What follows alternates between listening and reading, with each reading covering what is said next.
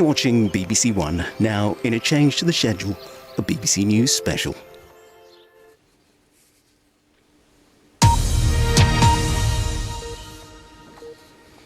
This is BBC News. I'm Lewis Vaughan-Jones. We have the breaking news from the Vatican confirming the death of Pope Francis at the age of 88.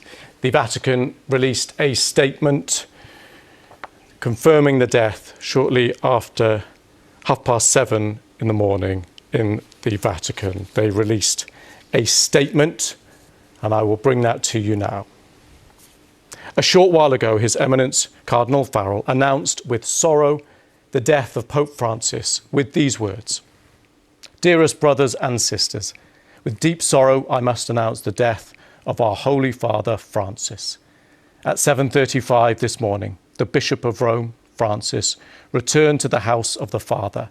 His entire life was dedicated to the love, especially in favour of the poorest and most marginalised. With immense gratitude for his example as a true disciple of the Lord Jesus, we commend the soul of Pope Francis to the infinite merciful love of the one and true God." So Pope Francis died at the age of 88. He had been undertaking some small light duties during this Easter period at the Vatican. His weeks and weeks of ill health meant he was not playing a full role, surely not playing the role he would have liked to in this crucial time of the year for Christians and Catholics around the world. But he was seen in public. He was working right up until the end, and he did come out in public at the Vatican and greet people and wish people a happy Easter. He became Pope back in 2013.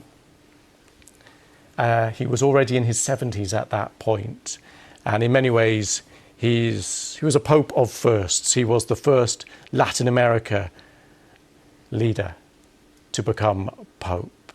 He sought to try and unite the conservative and progressive parts of the church. He was successful at times and unsuccessful at others.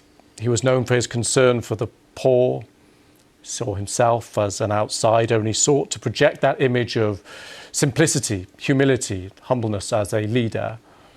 And already we are getting reactions from leaders right around the world to the death of Pope Francis, who's died at the age of 88.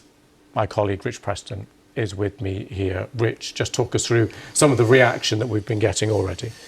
Lewis, in the last few moments we've had a statement from the Archbishop of York. Let me read that to you. It says, "Let us walk together, work together, pray together."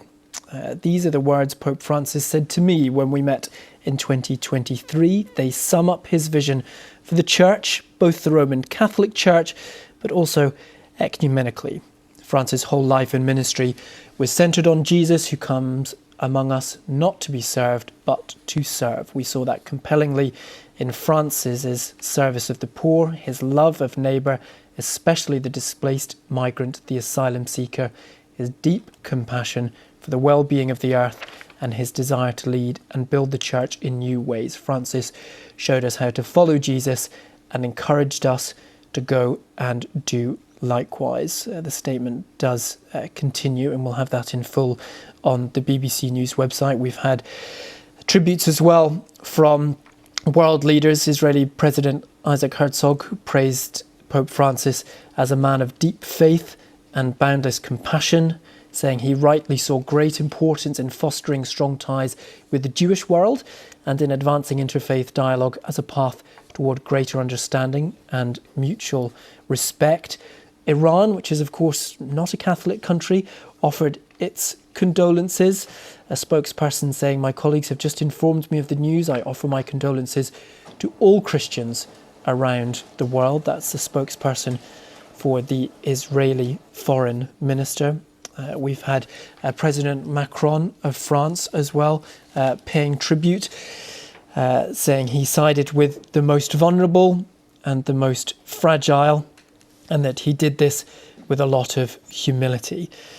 These tributes, Lewis, will of course continue to come in over the coming hours, especially in Latin America, as that part of the world wakes up to this news. Of course, the Pope, the first Latin American person to take on the role. He was also the first Jesuit to be elected to the pontificate. Jesuits were historically looked upon with suspicion by Rome, and it's worth reminding ourselves as well, Lewis, that Pope Francis was the first pope in almost 600 years to take on the role after their predecessor retired voluntarily. Another first there, and we remember the conclave of the time, looking at the different candidates around the world, and of course, as he was then, Cardinal Bergoglio of Argentina, successful in being voted to the papacy, and he was already in his 70s when he took on the role in 2013, but he took it on vigorously, and he actively engaged with the community, not just the Catholic community around the world, but world leaders, other religious leaders. He saw it part of the Church's role to help bridge divides and work towards peace and understanding between people of all faiths and none. Rich, thank you for that. I know you will be keeping across those tributes from around the world as they come into us here. I just want to remind you of the statement from the Vatican in the last hour or so. Dearest brothers and sisters, with deep sorrow, I must announce the death of our Holy Father, Francis. At 7:35 this morning, the Bishop of Rome, Francis, returned to the house of the Father. His entire life was dedicated to the love, especially in favour of the poorest and most marginalised. So people around the world, Catholics, Christians, world leaders, and many who saw or were impacted by the life of Pope Francis will now be absorbing the news and reflecting on it, that Pope Francis has died at the age of 88. We can cross now to our reporter, Davide Giulione. Just want to take a moment here and just reflect. Pope Francis has died at the age of 88, and people around the world will now be absorbing this news, Daphne. It came as a huge shock for the Vatican, for Rome, and for the whole world. We can already see people running, the police closing the doors around St. Peter's Square. People are trying to drive there. It's coming as a huge shock, especially because Pope Francis, who was in hospital for 5 weeks and returned to the Vatican about a month ago, has been making surprise appearances. He met the Vice President of the United States, J.D. Vance, yesterday. He met some inmates at a Rome prison just 2 days ago. Because he really wanted to be seen, he really wanted to go back, according to people at the Vatican, wanted to meet his community, the faithful all around the world coming to Rome, especially for the Jubilee. This is the year of the Jubilee, so Catholics are flocking to Rome for this special Catholic celebration, which was always seen as crucial for the papacy of Pope Francis. And now everyone is shocked. As I said, you can see people running towards St. Peter's Square. On my way to the Vatican, I even saw some people crying here. And just remind us of the details we were getting about his health, because you rightly say there it was a huge shock when this news was confirmed in the last hour or so. But of course, we have been getting those regular updates about his health. We knew the situation was serious, and yet we saw him returning to those light duties, to meeting people, to greeting people, saying Happy Easter to people, and that will have filled many people with a sense of hope and optimism about the condition of his health. Just remind us, if you can, what are the details that we have been receiving about it? Absolutely. So he was in hospital for 5 weeks, but returned to the Vatican about a month ago.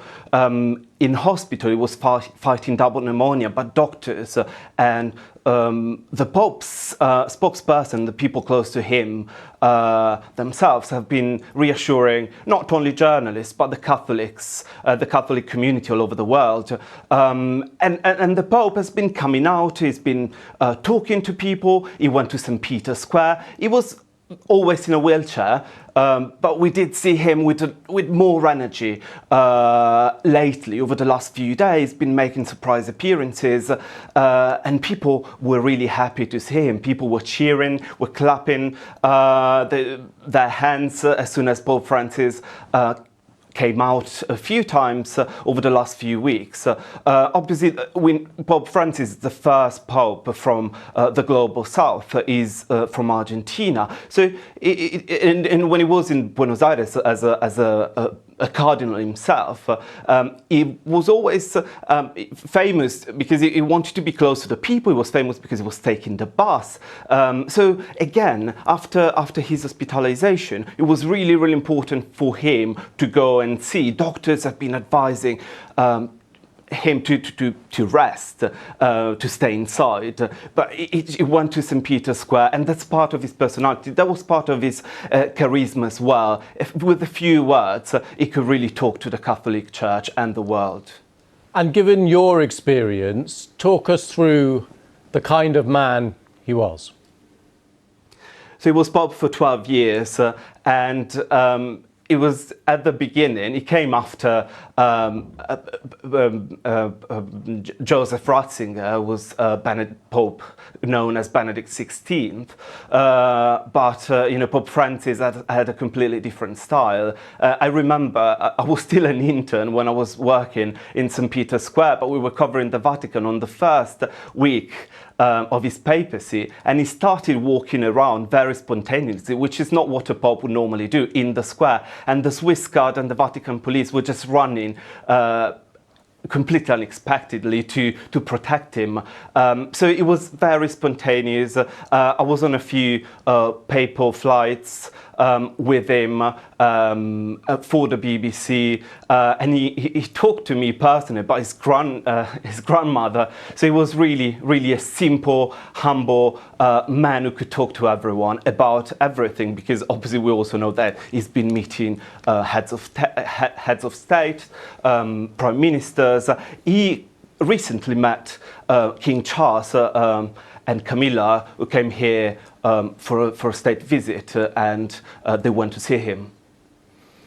And just talk us through the values. You talked a bit about the man and the spontaneity and the difficult being the security guards for him. Of course, with a bouncer runs in the blood, I suppose, but he didn't make things easy there. And plenty of the pictures we see of him, a big smile on his face.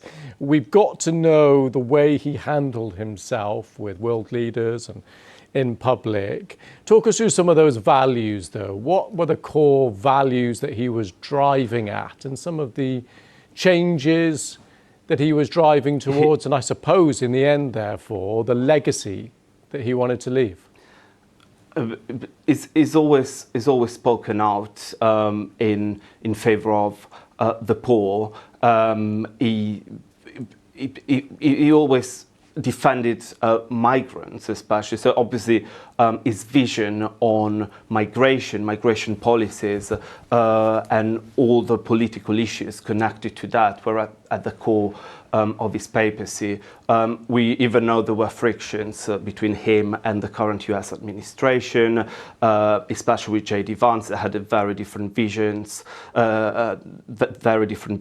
on how to welcome migrants trying to specifically cross into the United States from Mexico, but more generally, he was always, again, very close to the poor and very, very simple. And it was also his style. You know, when he used to come out, he often used very informal expressions such as buongiorno, buonasera, which is the Italian for good morning, good evening, which is not what you would expect from a pope. And you could often see people smiling in St. Peter's Square.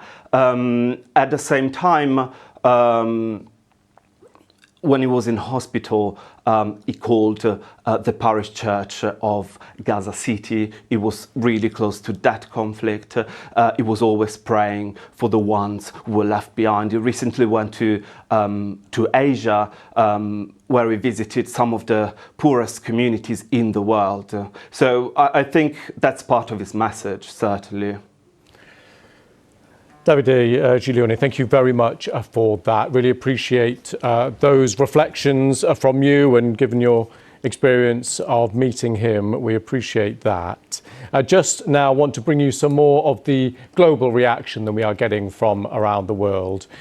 Leaders continuing to pay their tributes. My colleague Rich is here. Just talk us through, Rich, if you can, what some of the world leaders and the thoughts that we are actually getting through now. Well, Lewis, just in the last few moments, the US Vice President, who's currently on a trip to India, has said, "I just learned of the passing of Pope Francis. My heart goes out to the millions of Christians all over the world who loved him." And of course, the Pope met with Mr. Vance just in the last few days, where they discussed, amongst other things, US foreign policy. The Pope was very vocal on what he thought were the best ways forward on that front.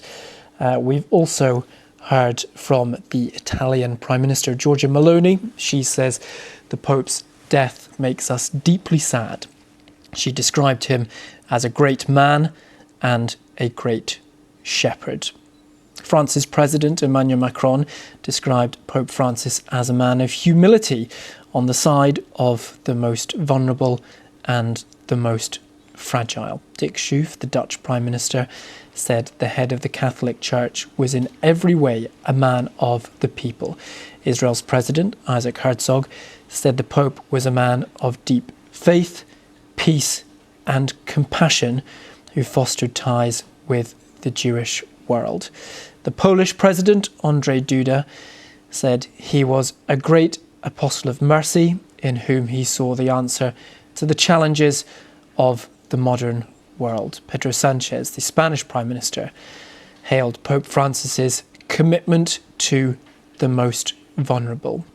In the last few moments, the Irish Prime Minister has said that Pope Francis spoke out for the poor and for the oppressed. Lewis. Rich, thank you very much for that. Well, let's speak now to the Catholic commentator Luke Devlin. Thank you very much for coming on the programme. Just want to start with getting your initial thoughts and reflections at this moment.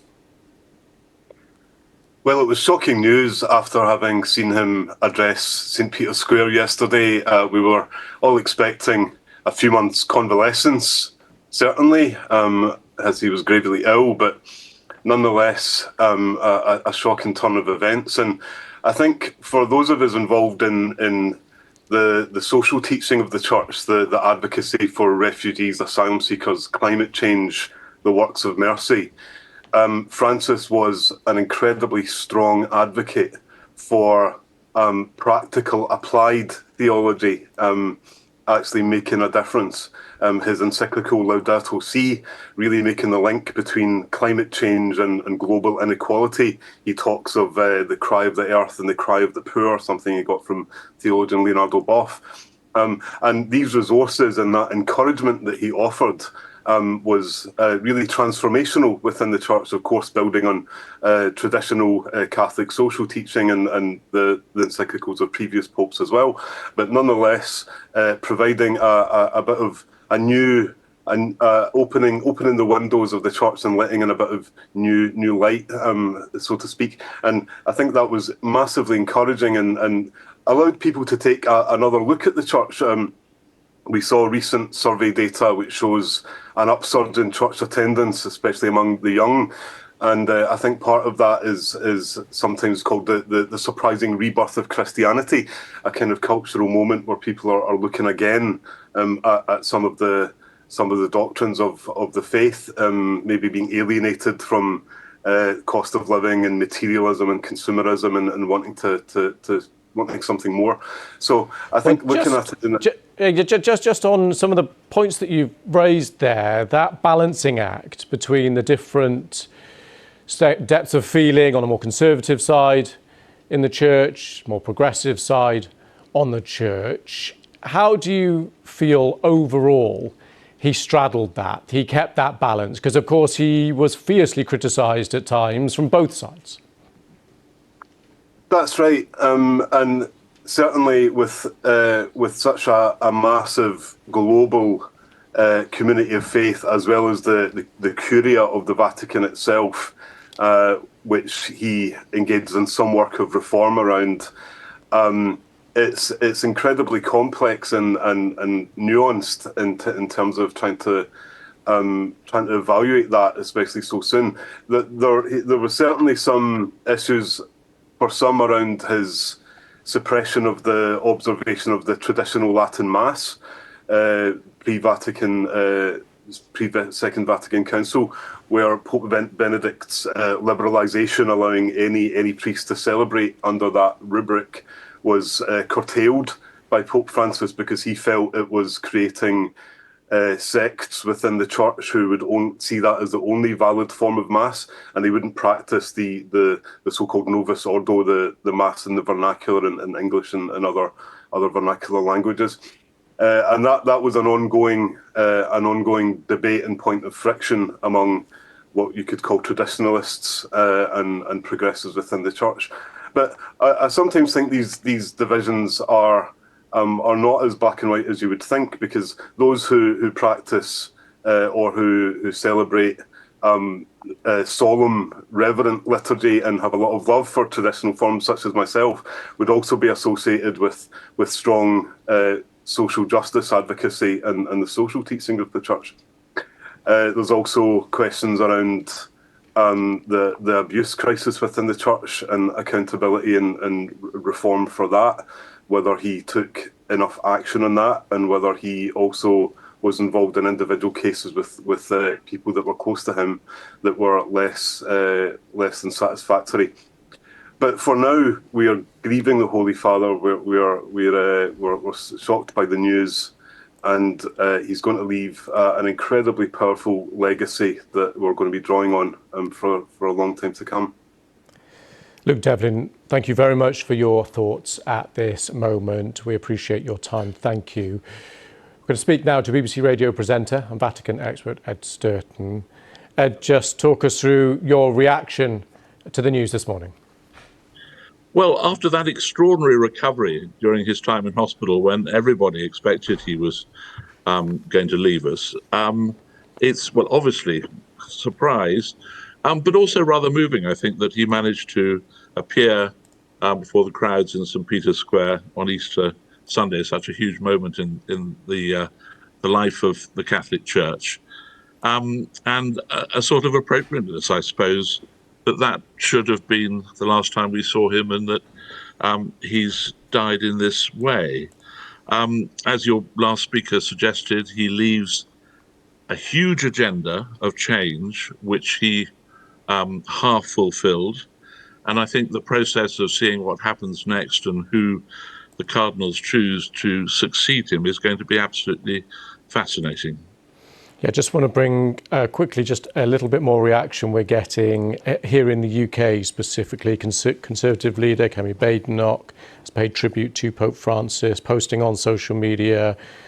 Pope Francis spent his final Easter yesterday bearing witness to the faith he devoted his life to. A quiet presence at a time when the world needed humility, courage and conviction. His death on Easter Monday feels especially poignant. He reminded us that leadership isn't about power, but about service. When I met him in 2022, he spoke warmly of the UK and the values we share. In a world that too often turns away from faith, he stood firm. May he rest in peace. And just want to bring some of the other new lines we're bringing you from the UK, specifically leader of the Liberal Democrats, Ed Davey. Pope Francis's passing is a profound loss to millions across the world. He was leader of compassion, courage, speaking up for those in need and calling for peace in a world too often divided. His influence reached far beyond the church. He offered hope by reminding us of the strength in kindness and faith. We should remember his example, stand up for what's right, care for others and hold on to compassion and hope.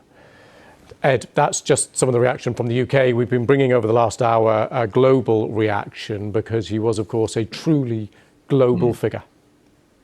He was indeed. It's perhaps just worth noticing a curiosity with regard to those reactions from the United Kingdom. Very unusually at the moment, England specifically has 4 cardinals, something I don't think has happened possibly ever before, certainly since the Reformation.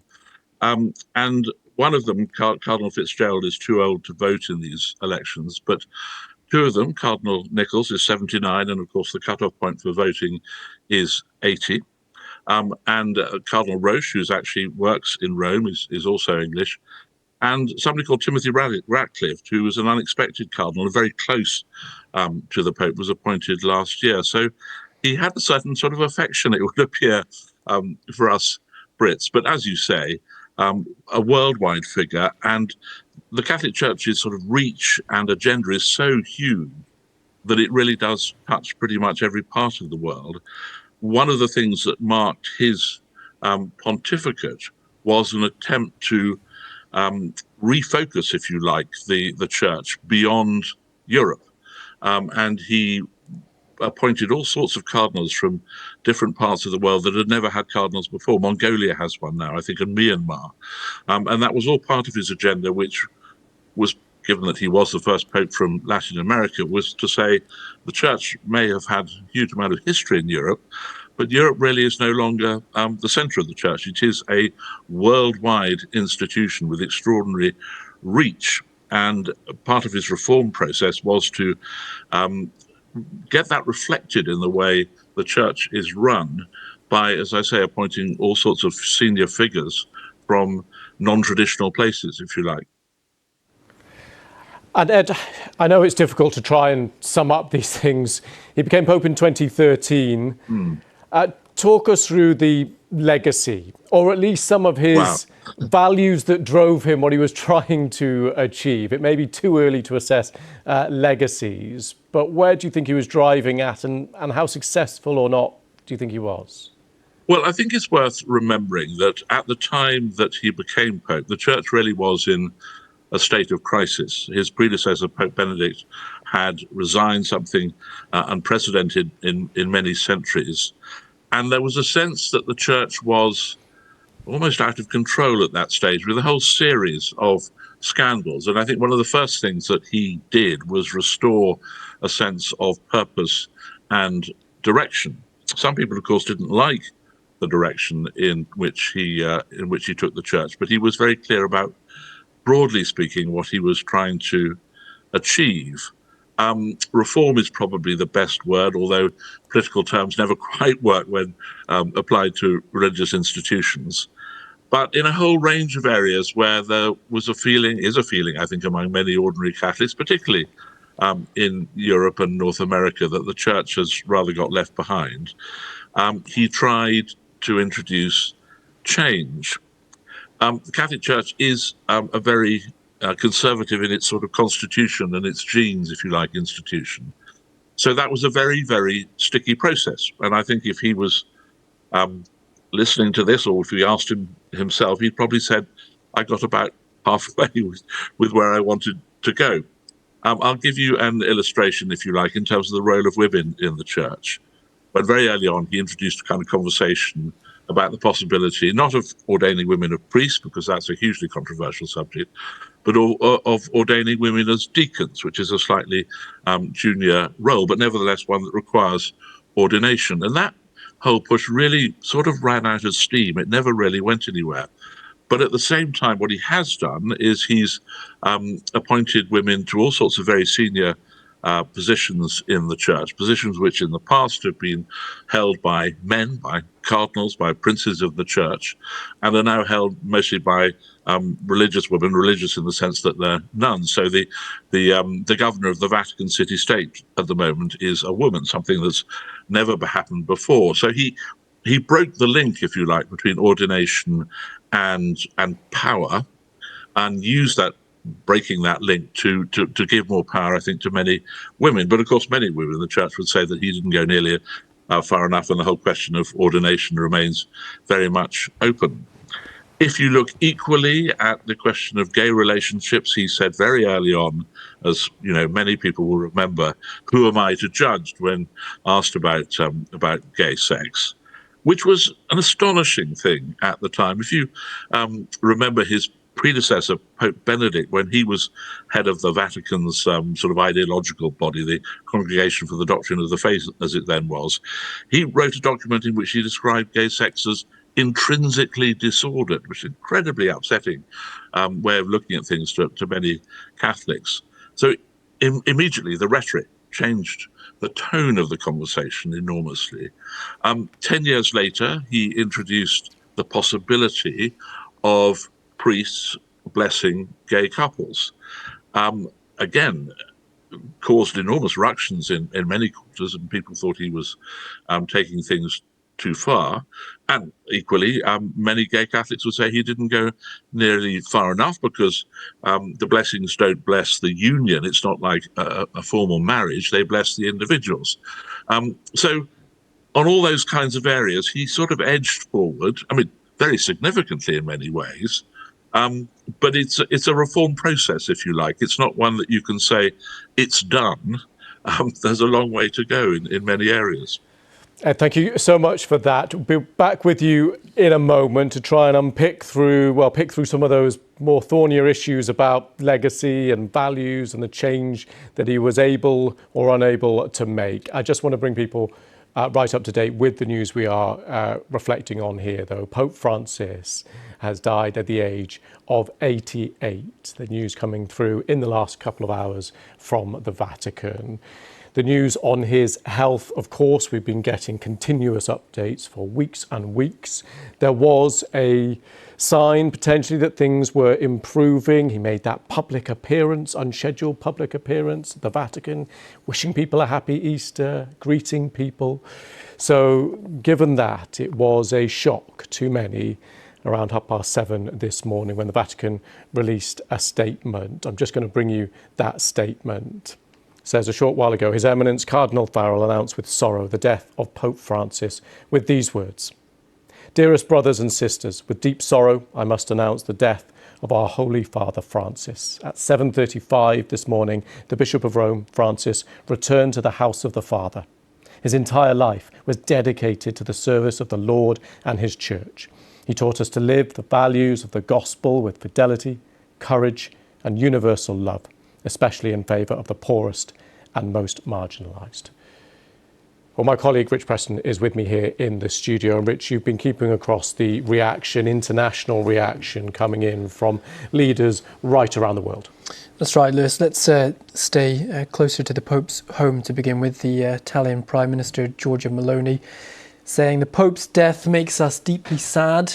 He was a great man and a great shepherd. A great man has left us. Andrzej Duda, Poland's president, says he was a great apostle of mercy in whom he saw the answer to the challenges of the modern world. The French president, Emmanuel Macron, said that throughout his pontificate, Pope Francis had always sided with the most vulnerable and the most fragile, and that he did this with humility. In this time of war and brutality, he had a sense for the other, for the most fragile. Here in the UK, the Archbishop of York actually quoted some words that Pope Francis had said to him in 2023 when they met. "Let us walk together, work together, pray together." The Archbishop went on to say they sum up his vision for the Church, not just the Roman Catholic Church, but the broader Christian community. The Pope's life was centred on Jesus, who comes among us not to be served, but to serve. We saw that compellingly in Francis's service of the poor, his love of neighbour, especially the displaced migrant, the asylum seeker, his deep compassion for the well-being of the earth, and his desire to lead us and build the Church in new ways. Israel's President Isaac Herzog saying he saw great importance in fostering ties with the Jewish community and in advancing interfaith dialogue.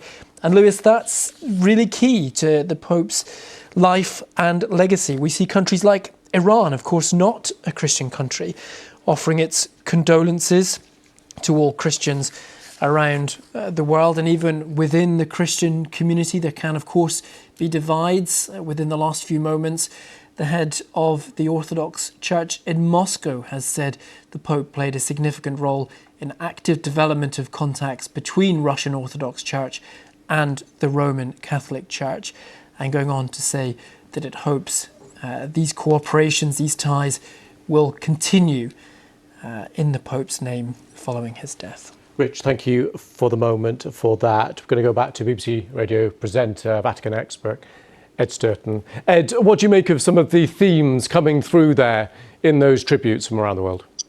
I think I may have missed this, but I don't think we've heard anything from the United States yet, have we? Is that right? We've heard from J.D. Vance, the US Vice President, who's Right. currently on a trip to India. He says, "I just learned of the passing of Pope Francis. My heart goes out to the millions of Christians all over the world who loved him." Nothing official from the White House yet, where it is still, of course, early in the morning. It's worth just saying, in the context of all this, of course, that his view of the immigration policy in the current White House was extremely tough. And he'd crossed swords with he saw, as we know, J.D. Vance only yesterday, but he'd crossed swords with him about his view of the Catholic understanding of immigration, quite sort of publicly earlier. So it'll be interesting to see what President Trump says when he does comment. I think those reactions reflect an enormous affection outside the church as well as within it, and I think that's one of the striking things about his pontificate. He was opposed by some within the church who felt very strongly that he was taking it in the wrong direction, but that was only within the church. I think outside the church, as we're hearing, he was almost universally regarded as an enormously holy figure, but also someone who had things to say about really important political issues. And his encyclical on the planet and climate change, for example, is widely thought to have had an important impact on the Paris Accord on climate change. An extraordinary document that, usually papal documents are put out by the Vatican and they sound rather pompous and they have Latin titles and so forth. That document was in the bookshops. It was flying off the shelves because lots of people were reading what they felt was a message that was quite unusual in the religious sense, because it felt relevant to everybody, whether they were religious or not. So I think he had that capacity to appeal well beyond the boundaries of the church, and in a funny sort of way, you might almost say was sort of better loved in the world as a whole than he was in some parts of the church. Ed, thank you for that. Back with you in just one moment. Just want to emphasise that here on BBC News, we are continuing with this coverage of the death of Pope Francis at the age of 88. He was the first Latin American leader of the Roman Catholic Church, a pope of firsts in many ways. We had seen him over the Easter weekend, of course, Easter, that crucial period in the Catholic Christian calendar. He would have wanted to be playing a fuller role, but many were surprised by the unannounced, unexpected appearance that he did make, and many will have taken that as a sign that his health was improving somewhat, but that will have only increased the shock this morning at 7:35 local time, Easter Monday, on that poignant date in the Christian calendar, the news that Pope Francis died at the age of 88. We are keeping across the tributes from leaders right around the world, and we will be continuing to do so. Ed Sturton, Vatican expert, BBC Radio presenter, is with us. And Ed, he took over in 2013. Can you try and talk us through the difference in the state of play then, the challenges faced in 2013 and the difference now? I think in 2013 there was a feeling that the church had lost its way. There was a sense that Pope Benedict's resignation, which mere fact of it was a shock and quite extraordinary, but that it reflected a loss of grip on the institution, partly because of the burgeoning scandals about abuse, which Pope Benedict never really managed to get a grip on. And actually, many people would say that Pope Francis has not been as successful in that regard as many had hoped he would be. But I think immediately he gave a sense of direction which steadied the church. Even for those who may not have liked the direction he was going in, it gave a sense that there was somebody in control, that there was, if you like, an agenda, that it was full of hope. And I think part of the sort of earliest thing he did was restore among many Catholics a feeling that they didn't have to be embarrassed anymore about saying they were Catholic, which I think at the time he took over was a growing feeling within the church, because things had gone quite so badly wrong. So he introduced a tremendous sense of optimism and direction.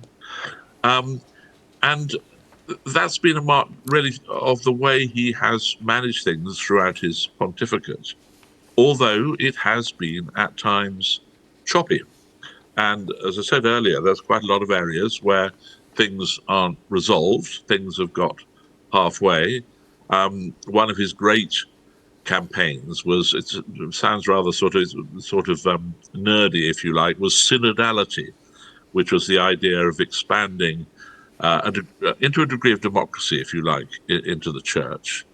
That inspired enormous hope in some quarters of the Catholic Church, particularly those the sort of progressive wing of it. But it rather ran out of steam. It didn't produce a lot of the big changes that people had thought it might. Catholics were, as part of that process, asked their views on all sorts of things, from gay relationships to women priests, all the really sort of difficult and thorny issues. And those weren't really settled. But the process of a more democratic way of consulting people is sort of there and waiting to be used. So again, I think a sort of half-achieved reform process is probably where we are today. But that in itself is a massive achievement. I mean, if you think back to the way a lot of people saw the Catholic Church in the period immediately before his election, I think we have seen a real transformation, which is reflected in the kind of messages that you've been reading out. And Ed, just a little on the man himself, if you would, Yeah. Especially for people outside the church who will have seen the smile on his face as he's travelling around the world meeting world leaders. Tell us about the man. Well, if you thought that smile meant he was just a smiley person, you couldn't have been more wrong.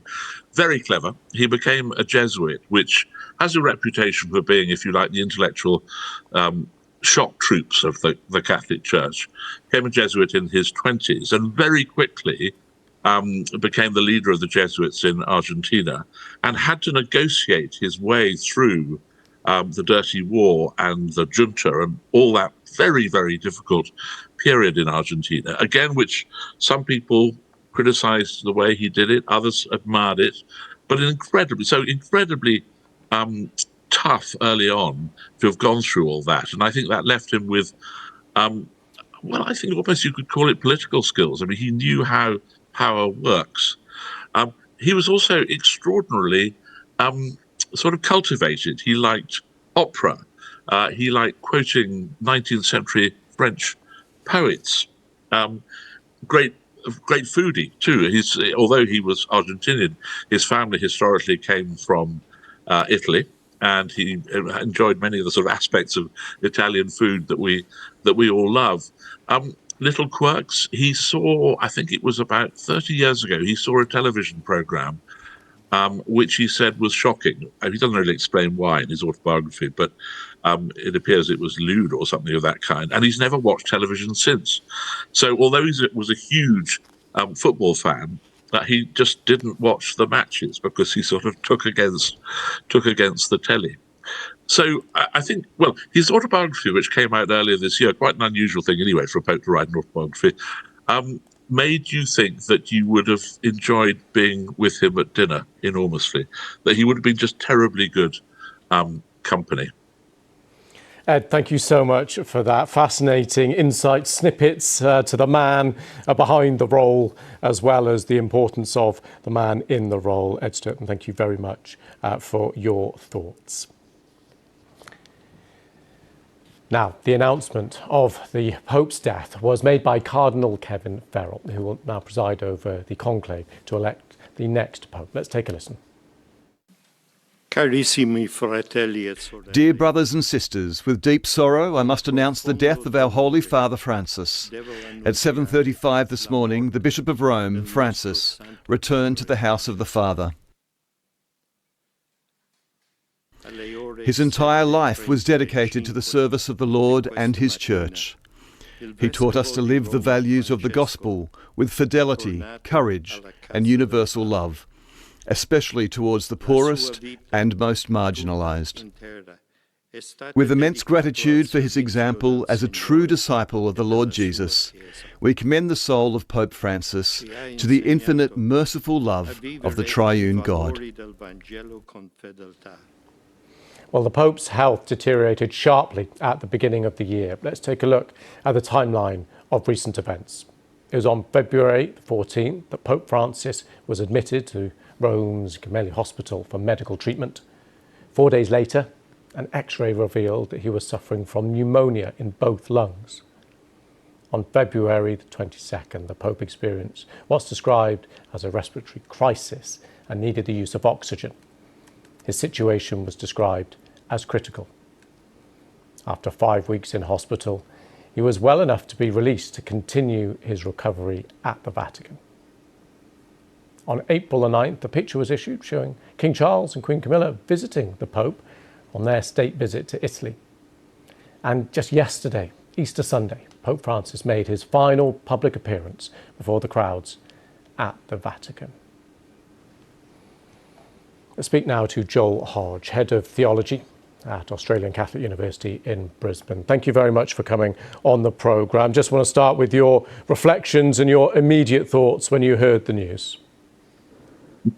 Just surprise, shock, sadness, the loss of a great spiritual man and leader. Obviously, a lot of people thought that he was improving, out of hospital and coming back to us, and seeing him at the Vatican and St. Peter's over the Easter period. So there was hope that he was on the path of recovery. So a lot of surprise and just sadness at the loss of such a great leader and man of faith. And just talk us through that man of faith. He was a man of firsts in so many ways in that role.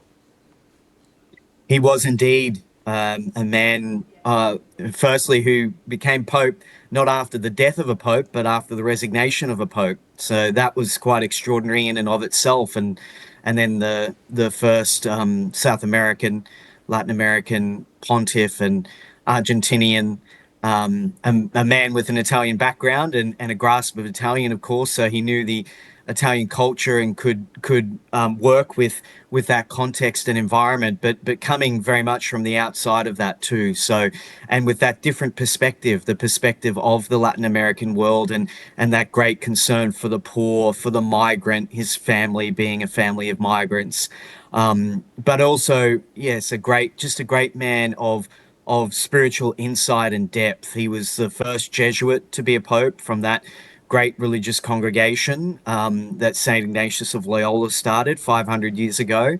And he brought that spiritual depth and framework to the papacy, particularly in terms of discerning the church's way forward around governance and other matters. So he brought so many beautiful gifts to the church, which are going to be missed.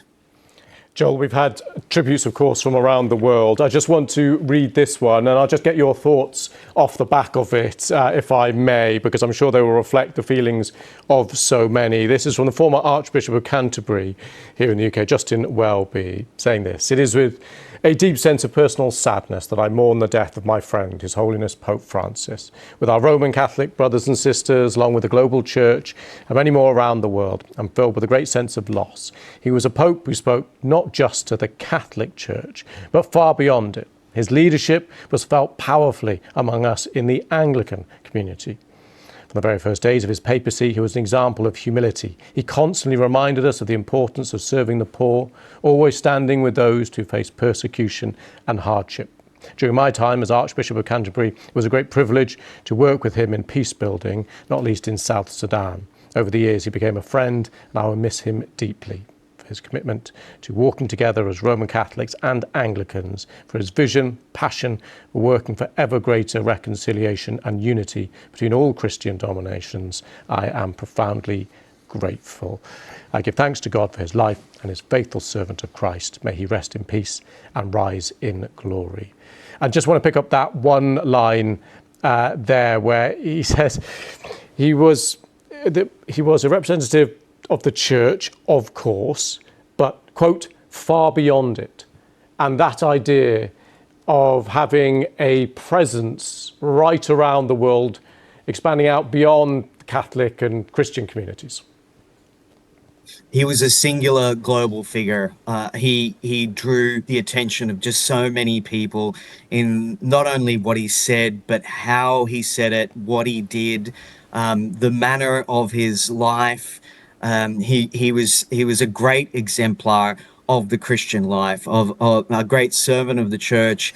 He loved Jesus. He loved the way of Jesus, that way of love, and he just exemplified that in his simplicity and in his humility, and exemplified by his name, Francis, taking that name which no other pope had taken before, in honor of Francis of Assisi, in giving that way of simplicity, of humility, of poverty, of dedication to Jesus and the church. And that resonated not only with Catholics, but with so many Christians and so many non-Christians. And he was a man that reached out to people of other churches and of other faiths. That was very much part of his agenda, so to speak, or his charism, and particularly to the Muslim world. He went just recently to Indonesia, to our part of the world, and visited, the most populous Muslim country in the world. And that visit was such a striking visit, I think, and a great visit of peace, of interfaith relations. And he did that with other Muslim leaders too. So he will be very much missed, not just by Catholics, but by other Christians and non-Catholics around the world, just by the kind of things that he exemplified, the type of person he was. The world is poorer for the loss. Joel, thank you very much for your time and your reflections. That's Joel Hodge. We appreciate that. Now, we've been keeping across here in London the reactions from right around the world. World leaders have been posting their thoughts, their memories, their reflections, and we have been waiting for any reaction from the US. And my colleague Rich Preston is here. And Rich, we just heard from the White House. We have, Lewis, three very simple words that will encapsulate the feelings of so many. Rest in peace. It is, of course, still early in the morning in Washington, D.C., but this adds to comments by the US Vice President, J.D. Vance, who's currently on a trip to India, who earlier said, "I just learned of the passing of Pope Francis.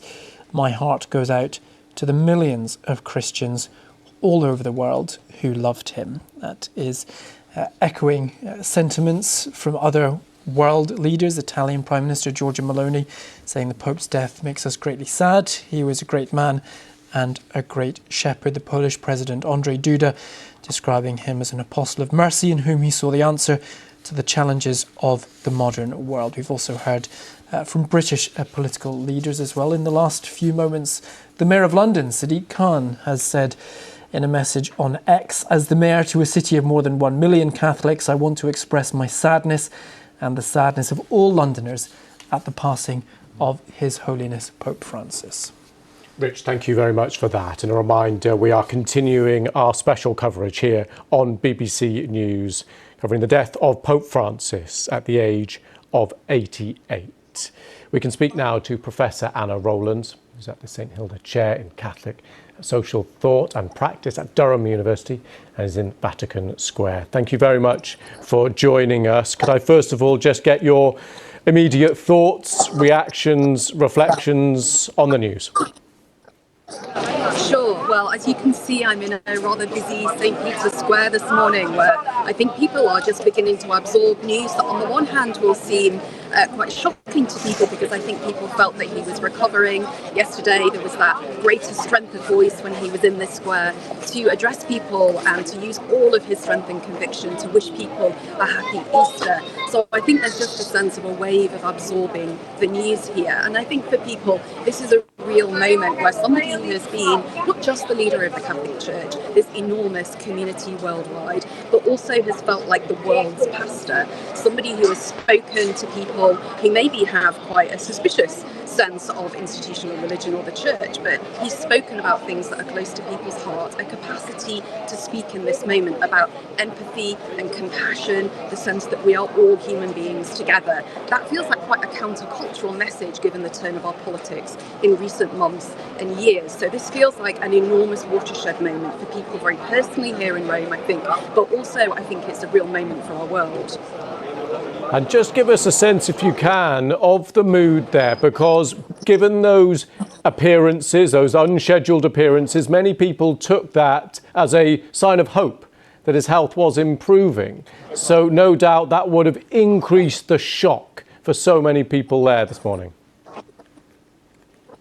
It has, and of course I think there's something really fitting about the fact that dreadfully sad though it is that he's died in the Easter season. I think the fact that he has been there, he's seen the church through Lent, and he was able in his own small way and in the end fragile way to be part of the celebration of Easter here, to die in a moment of great joy given his conviction as a Christian in the resurrection. So there's a kind of sense that we're both in this Easter moment but also tinged with real shock and sadness as well, and all of that's mingled together, and I somehow think that that's fitting. I think it's been in a way a dignified moment for him to die, shocking though it is this morning.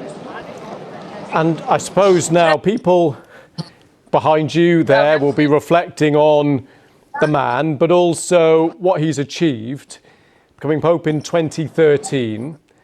And it was not straightforward, it was not uncontroversial, extremely challenging, and there were plenty of critics from various wings and factions. But how do you start to try and sum up his achievements?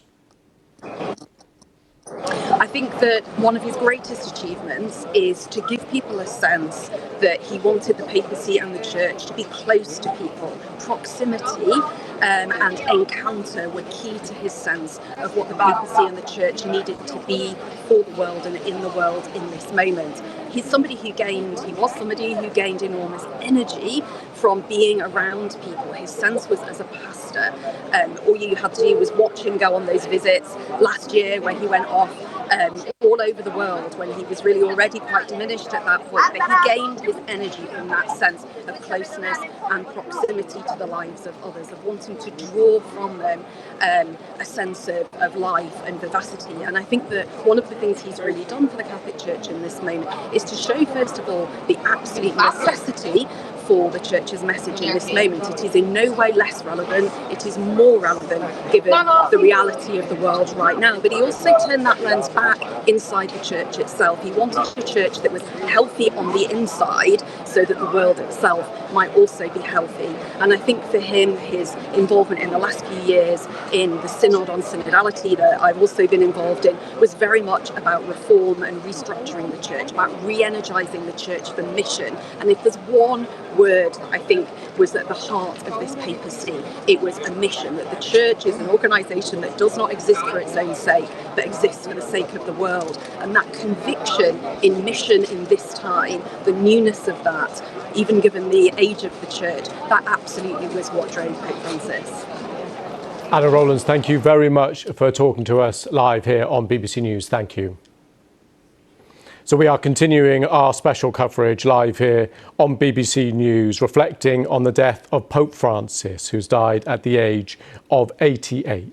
He was last seen just at the weekend, Easter weekend, a crucial moment in the annual Christian calendar. He wished people there in Vatican a happy Easter, and many will have taken that as a hopeful sign that potentially his health was improving. But the news at 7:35 this morning, local time there in Vatican City, that Pope Francis had died.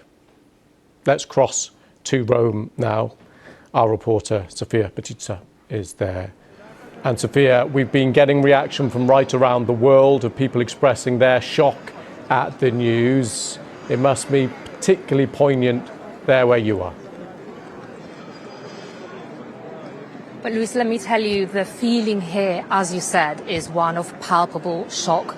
We're in St. Peter's Square, and just 24 hours ago, Pope Francis was there delivering his yearly address for Easter. He was frail, he only said a few words, but there was hope that his health was getting better. And, I've been here for the past hour, and more people are pouring into the square. It's a mix of people from Italy and people from all over the world who have been saying to me that they just wanted to come here to pay their respects to Pope Francis. And I think we can go and find some people to talk to. We spoke to them a little earlier, and they were telling me about how they felt when they heard the news. Hello, hi. Hi. Where are you from? I am originally from India, but I live in Germany. So why are you here today? How did you feel when you heard the news about Pope Francis? To be honest, I had to take a minute. It was quite emotional because I really liked him as a pope personally. He had a genuine care for the poor, and he wrote the encyclicals Laudato Si, and it was refreshing to see a man of his authority showing such care for the environment and for the poor. The very fact that he abandoned luxuries given to popes for like a more simpler lifestyle, it said a lot about who he was as a person. So yeah, I am really personally gonna miss him as a pope. And you were here in St. Peter's Square just yesterday. You saw that address that Pope Francis gave for Easter. Yes. Yeah, in fact, I was just on the phone to my mother, and she said you guys were so lucky to receive that last blessing for him. But also it was so difficult to see him in that state because he was always such a smiling pope, such a happy pope. But I'm grateful to have been here to receive his last blessing. I think it's a memorable moment for me. A memorable moment. Thank you so much for your time. Thanks for speaking to us. Well, that's something that we've heard from a lot of people here. The fact that that Pope Francis was really a man of the people, a pope of the people, and he will be missed by not only Italians, not only Catholics, but people from all over the world. And Sophia, really interesting to hear the thoughts of people there, because in the immediate aftermath, of course, people's reflections will come through. As you've been there over the last few minutes, is there a sense of people knowing that this news had been announced and therefore they were there, or are people still learning about it behind you as we speak? Everyone I spoke to was aware of the news, and a few people have told me that they came here specifically because they were hoping to pay their respects to Pope Francis. I spoke to a family from El Salvador who have said to me that, of course, the fact that Pope Francis was from South America, the first pope from South America in centuries, was hugely meaningful. He was very loved, they said, in their country, in El Salvador. And somebody said to me specifically, she was a divorced woman, and the fact that Pope Francis tried to be inclusive when it comes to divorced people, for example, made a huge difference to Catholics like her. And so even though nothing has been announced in terms of what happens next and what is going to happen here in St. Peter's Square in the following hours, people have said to me that they just felt that they wanted to be here to pay their respects. Okay, Sophia, thank you very much for that. Sophia Petitza there for us live in St. Peter's Square. We'll be back with Sophia a little bit later on. This is continuing coverage here on BBC News, reflecting on the death of Pope Francis, who's died at the age of 88. The Vatican made the announcement just a few hours ago at 7:35 local time, confirming that Pope Francis had died on Easter Monday. Well, now our religion editor, Aline McBool, looks back at his life. His surprise election in 2013 would mark a more radical break with the past than many expected. Jorge Bergoglio did have Italian roots, but was born in Argentina. While studying for priesthood, he worked briefly as a nightclub bouncer. While many fellow Jesuits were jailed and tortured during Argentina's military dictatorship, he rose to become Archbishop of Buenos Aires, some accusing him of forging too close a relationship with the regime. As Pope, he greeted his flock having taken the name of a saint who championed the cause of the poor. Francis signalled that his pontificate would be rooted not in Rome, but in the lives of believers around the world, and especially those on the economic margins. His style was informal, even when conducting ceremonies, and his first act as Pope was to pay his own hotel bill. In his early gestures, like washing the feet of the elderly and prisoners, he showed desire for his priests to be closer to the disadvantaged. He spoke out for the protection of migrants and refugees, laying a wreath on the waters where so many died on their perilous journeys. He travelled widely, drawing energy from the crowds. In Brazil, 3 million gathered on Copacabana Beach.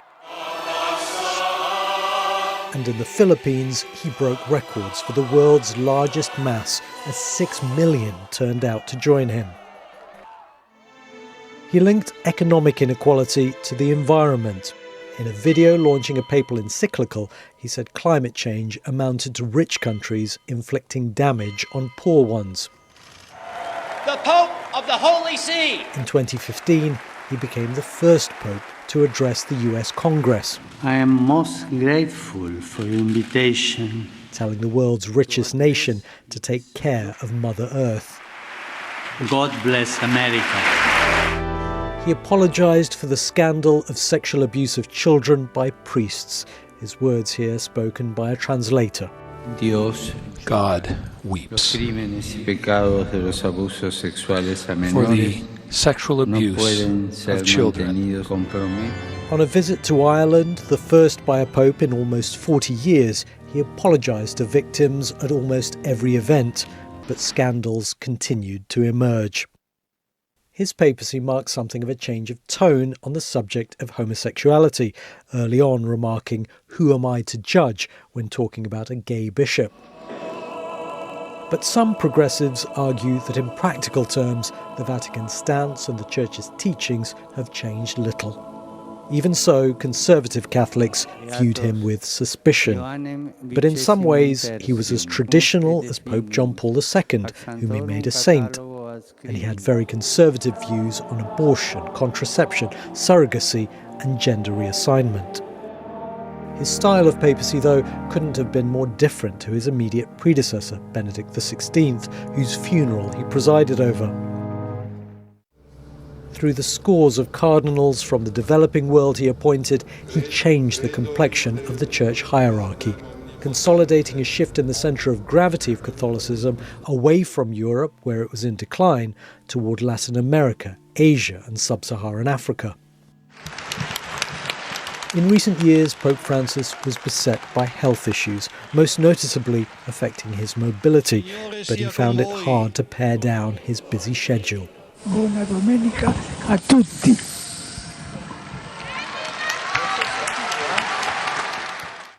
He was, above all, a pastoral pope, a man of humility who preferred the fellowship of ordinary believers to the trappings of ecclesiastical status and power. Reflections there on the life of Pope Francis, who's died at the age of 88. Our religion editor, Aline McBool, pulling together some of the thoughts and strands and values of Pope Francis, as well as the controversies and the challenges that he faced. Well, here on BBC News, we have special continuous coverage. My colleague Rich Preston is with us here. Just bring us up to date with the latest reaction as this news continues to spread around the world. Well, Lewis, we're starting to see how different countries, different nations will be paying tribute to Pope Francis.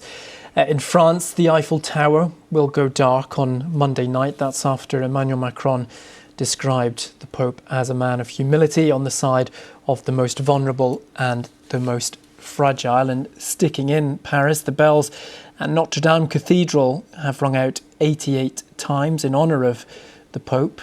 The 88 rings for 88 years of his life are to be followed by a full ringing of the cathedral's bells before a noon mass in France's honour, followed by another in the early evening. And we've heard that there will be a special memorial mass at the Church of the Holy Sepulchre in Jerusalem. And Lewis, importantly, just in the last few moments, Argentina's presidency office has issued a statement saying it deeply regrets the passing of Pope Francis, the first Argentine leader of the Catholic Church.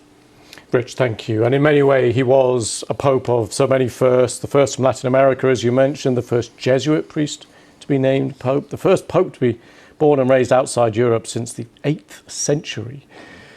Let's bring in now someone who can put these moments in a broader context for us. We can speak to David Willey, who's the BBC's Vatican correspondent for 40 years, also author of a number of papal biographies. Thank you very much for coming on the programme. Just want to get your initial reflections and thoughts on the news. Well, it's been an extraordinary papacy. He broke the mould which had been established. I've lived in Rome for many years and followed the 3 or 4 different papacies now. And I think that it's been different in quality to any of the previous ones.